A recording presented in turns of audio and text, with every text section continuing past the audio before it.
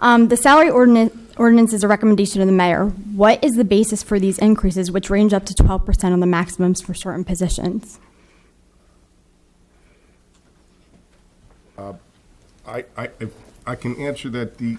Most of the positions, or some of the positions, are for Mr. Platt, I'm asking the mayor. for department heads in the. Off the bat, we can look at the business administrator, Jason himself. This is your first year here, and you are going to get an increase. I mean, you've not even been here, what, a month and 5 days or so? 28 days. 28 days. I have a question for the mayor. Do you plan on giving the newly hired employees raises before 1 year of service? The figures are there. That's what I decided. Okay. Okay. That was also based on the people that ran the roles and their experience and credentials. Right. Have you worked your position before? No, but I have an MBA and I built a brokerage firm, over 5 years that I was offered 7 figures for. So I think I can run the town pretty well. I mean, you. As did you. Are you going to give up your $6,000? I would be willing to. Okay, sure. Then I'll be willing to stay at my amount. No problem. We can do that. I don't want to discuss my qualifications versus anybody else's qualifications, but I've been doing this for a long, long time, and I've dealt with Faulkner Act, so, I mean, nobody's questioning my qualifications. Mr. Perry. Yes. One of many businesses. So when you're saying that we're just raising this, that's the issue, though. You're pushing people away from these businesses. They're not leaving because they're not having business. You know, all of us are business, 7-figure guy. You probably know that, right? That makes sense to you. You need people in this township. You need to bring the tax number down. That's how you would draw people to the township. You're pushing them out. Every time you raise it here, there, or anywhere, you're just raising it up. You're not helping people. You're not going to fill these businesses by pushing people out of the town. That's what fills businesses. That's very simple. It's just easy business. Think about that. You got to stop fighting amongst yourselves and understand. Just think about us. Don't think about political bosses and other people. Think about us, the taxpayer, the person who had to walk in here last week with 2 checks to pay his tax bill.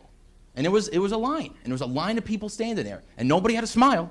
Not one of us was smiling, you know. So really think about that when you make these decisions. Think about that. Think about those children. You see them at the hoagie sale. Well, think about their parents. Their parents are out working to send them to these schools, to get them what they need, to get them everything to live in this township. They want to be here. But we can't be if you keep pushing these numbers up. If you keep pushing them, people like us and everyone else out here is gonna have to leave. I think we did a better job with John Carlo, to be honest. You may know your business. I definitely know my business.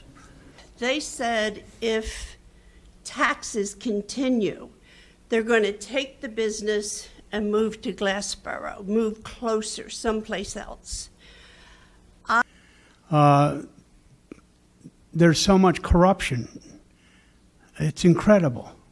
So much corruption. Like, you know, you don't know somebody in some office, you don't get it. And it's awful. There's too much corruption. There's no business being corrupt like that. Everybody should be treated fairly. Fire them. Let's fast forward to today, and let's see how much the mayor and these 2 professionals are costing us. The lawyer has 2 salaries, one of $115,000 and the other of $27,000 for his services of 1 or 2 days a week. Let's see how much the business administrator is costing us. His salary is $120,000. His personal car, paid by the taxpayers, is worth $70,000. His assistant cost the taxpayers around $70,000 in salary and benefits. He receives $1,500 for each special meeting he attends because the mayor is either incompetent or not available to attend. He is costing us $27,000 a year as a member of the local emergency planning committee. The mayor's stipend is $25,000, but she has already spent over $15.5 million from our savings account that she calls surplus. The more money we put into corruption, the less we have for the needs of our community. My name is Giancarlo Durazio. I am running for mayor of Washington Township. Under my leadership, the business administrator and the township lawyer will each receive one salary.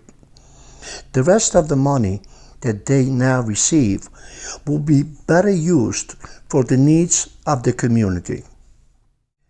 For example, we can hire more people in public works. With the addition of more boots on the ground, our streets and storm drains can be repaired and maintained. And we will still have money left over for overtime during emergencies. I am asking for your vote so that on election day we can fire the very costly political corruption. Fired them.